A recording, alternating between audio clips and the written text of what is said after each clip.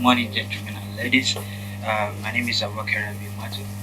Uh, Startup Yobe is an entrepreneurial hub and a non-profitable organization founded in 2019 by a young patriotic citizen of Yobe named Ibrahim Idris, uh, which was a graduate of entrepreneurship, international trade, business and international trade in Kigali, Rwanda.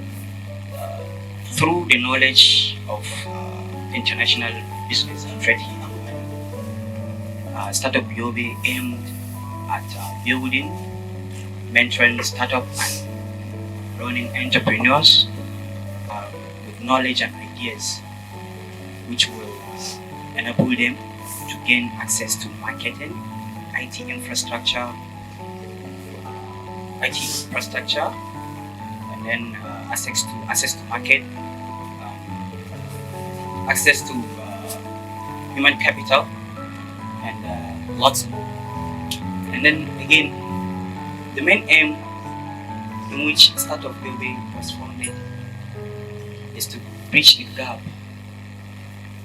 in which there was a survey that was conducted some years back in Nigeria here, that many startups fell within early ages of their startups.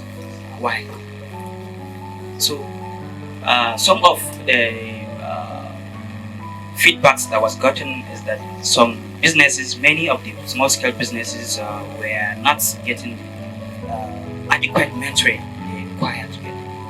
The businesses and the business owners are not being equipped with the knowledge and ideas that they're supposed to run their businesses. As such, businesses and business owners tend to exhibit what is called the headless chicken syndrome. I guess many of us will wonder, what is the headless chicken syndrome? Imagine a chicken has been slaughtered and the head has been removed. So, and then if the chicken has been released, it will just be running up here and there without any specific direction. Likewise, this happens to so many businesses in Nigeria, especially the northern part of Nigeria. And then there is something that also contributes a lot towards entrepreneurs becoming a headless chicken syndrome, exhibiting such syndrome, which you will see an entrepreneur. Let me give an example. And someone, imagine like Aisha. Let me take an example with Aisha. Sorry, I don't. I hope there's no Aisha here. So you will see Aisha is a baker. She will become an accountant. She will become a marketer. She will become an administrator. She will manage her business alone, without her giving chance to other people that she might not be equipped with all the managerial aspects to handle all the management aspect of that business. But she will handle the management aspect. She will handle the marketing aspect. She will handle the accounting section. So I think this is all I have to say. Thank you very much, Abakar. It was a wonderful discussion. The next item on the list is panel discussion. Next panelist here is Ali Usman, CEO of Hyder's Software Engineering. They deal with business websites and the rest. So may we once again put our hands together for this great panel we have. Let me start by thanking the members of the panel for having time to share with us today out of their busy schedule. Like, a businessman, a single minute now, their businesses are going and they're not there. So it takes a lot of sacrifice for them to be here. We thank you very much. And so to our audience here, we thank you for having, despite maybe we don't know, some of you don't have busy schedules, but we thank you all for being here. Thank you very much. Going to the discussion, I would like to give 1 minute to the panelists to introduce themselves proper and tell us about their business briefly. Let me say 2 minutes. Journey so far, about your business, how you have started and how the journey has gone. Mr. Ibn Bawa. Assalamu alaikum warahmatullah. Good afternoon. It's already afternoon. My name is Abubakar Muhammad Bawa, as mentioned earlier. I am an indigenous of Yobe State from Nigerian local government. I graduated from Osman Nofo University, Sokoto, from the Department of Biochemistry. And you see, biochemistry doesn't have anything to do with business. But I actually changed my path towards forging and understanding the ideas I have in my head and bringing it to reality. So that's a little bit. I am a staff in Yobe State University, Yobe State University here. I do work at Biochemistry Department. Aside that, I am the founder of Ibn Bawa Textiles also. So my journey started during when I was in the university. I could remember 300 level. I was so interested in getting extra pocket money. Back then, I had no passion for pursuing what was greater than me. But all I wanted was, let me have something extra in my pocket. So I reached out to somebody, Gano, and we had a deal that I will be promoting his product at the expense of getting a profit for myself and get it at the same price and quality.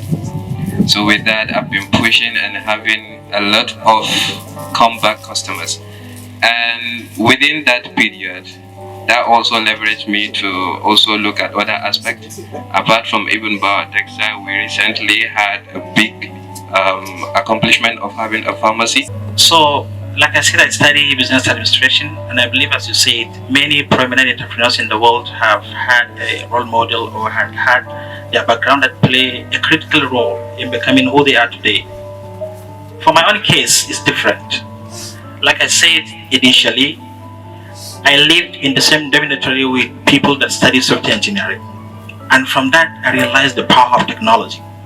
Because I see some people that study computer science at the time were building amazing stuffs. Some were building softwares. Then I thought to myself, we have a lot of challenges at home. And I think the essence of technology is to put it to solve a problem. So because I was studying business, I got to know the names of Mark Zuckerberg, names of Larry Ellison, the founder of Oracle, get to know about the Bill Gates, Jeff Bezos, and all that. So I began to follow, make a thorough research about their background, their life. So this is where I take my inspirations. So I began to leverage on technology. First of all, I developed a website for my own business. Despite the fact that I was not a software engineer at the time, but I learned a little bit HTML, CSS, and JavaScript. I developed my own website, and from that I was really amazed, because some people that I live with at home expect that I study software engineering because of the amazing stuff I'm able to build, because I study business administration. So the people that had a greatest impact to my life throughout my entrepreneurial journey is actually my mentor, who is currently in the United States. His name is Vlad McDowell, the founder of Wayflow. He really inspired me. I met him through Twitter. He saw my amazing work through GitHub, and since then we are in contact. And next month, my company and his company, I'm going to be his agency. He's like the agent of his company here in Nigeria, providing web services. So I think he is my biggest role model and inspiration, despite the fact that I started knowing that I can solve a problem. Thank you. Can we put our hands together for him? That's a wonderful one. Let me take the question again. How does your background affect your startup? How do you begin? How does it have an impact on your starting up your business? That's the question. Okay. I think my biggest inspiration was my mom.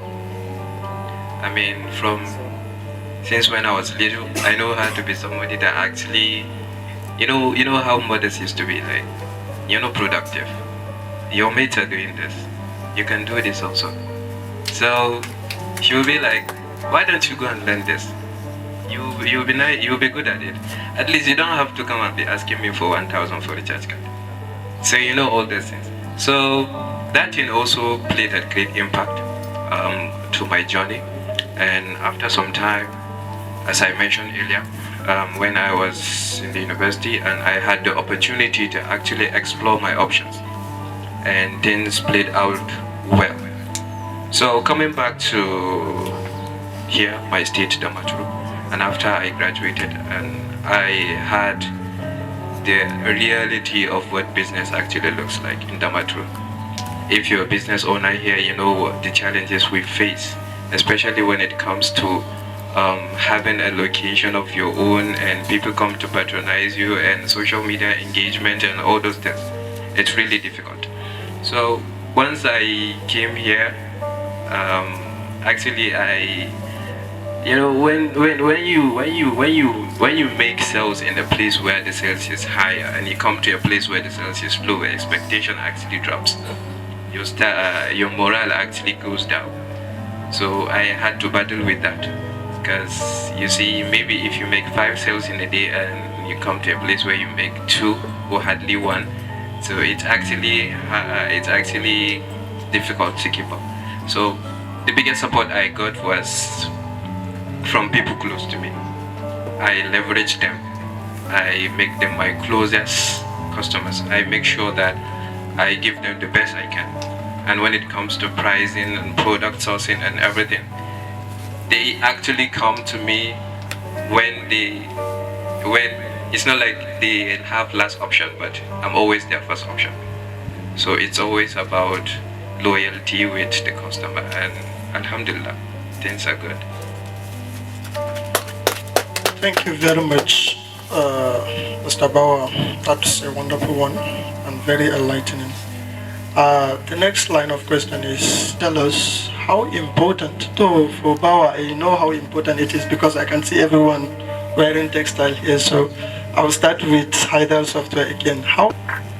Well, I'm a firm believer in corporate social responsibility because I study business. I know about that concept. Every business should impact its stakeholders, and the society is included. For my own case, my business has really been a tremendous help to the people of my community. Through the revenue I was able to generate through my business, I funded a non-governmental organization called Youth Awareness and Literacy for Lifelines, knowing that it's about 13.5 million children out of school in Nigeria. And according to UNICEF, most of them are from the northeastern part of the country as a result of the poverty and insurgency of Boko Haram.